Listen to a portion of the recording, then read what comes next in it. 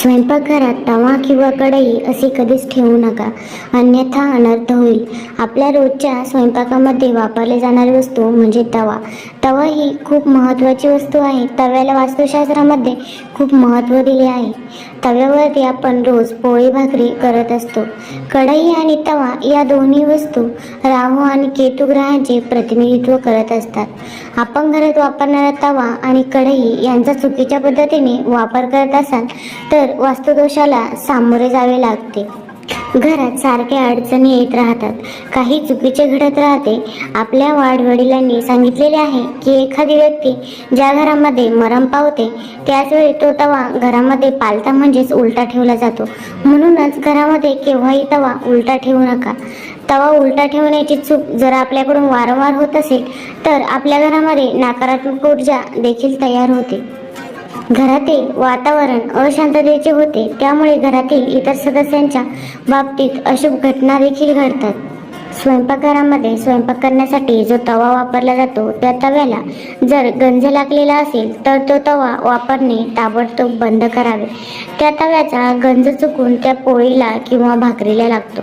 वास्तुशास्त्रानुसार असा तवा ज्या घरामध्ये वापरला जातो त्या घराची प्रगती खुंटते. पैशाच्या संदर्भात अनेक अडचणी तयार होतात.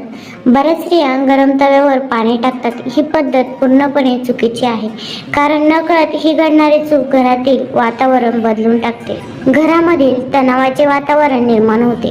ज्यावेळी तव्याचा वापर होत नाही त्यावेळी तो तवा इतर लोकांच्या दृष्टीस पडेल अशा ठिकाणी ठेवायचा नाही. स्वयंपाक होणाऱ्या उजव्या बाजूला तवा आणि कढई नेहमी ठेवायची आहे. तव्यावर शिंपडा मीठ. सकाळी पोळी करण्याआधी तव्यावर मीठ शिंपडावं. या उपायाने घरात अन्नधान्य मुबलक प्रमाणात कायम राहतं. घरात समृद्धी आणि खुशाली राहण्यासाठी बनवलेली पहिली पोळी नेहमी प्राणी पक्ष्यांना द्यावी. लिंबू आणि मिठाने स्वच्छ करा तवा. लिंबू आणि मिठाचा वापर करून नेहमी तवा स्वच्छ करावा. वास्तूनुसार स्वच्छ आणि चमकत्या तव्याच्या मदतीने तुमचं नशीबही पालटू शकतं.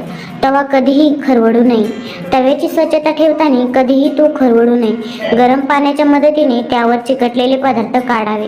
एवढंच नाही तर तवा आणि कढईतून पदार्थ कधीही खाऊ नये किंवा ते उष्टेही करू नयेत. असं केल्याने वास्तुदोष निर्माण होण्याची शक्यता असते. तसेच माणूस कायम गरीबच राहतो. जर तुमचाही वास्तुशास्त्रावर विश्वास असेल तर वरील तव्यासंबंधीचे उपाय नक्की करून बघा. व्हिडिओ आवडला असेल तर चॅनलला लाईक करा, सबस्क्राईब करा. धन्यवाद.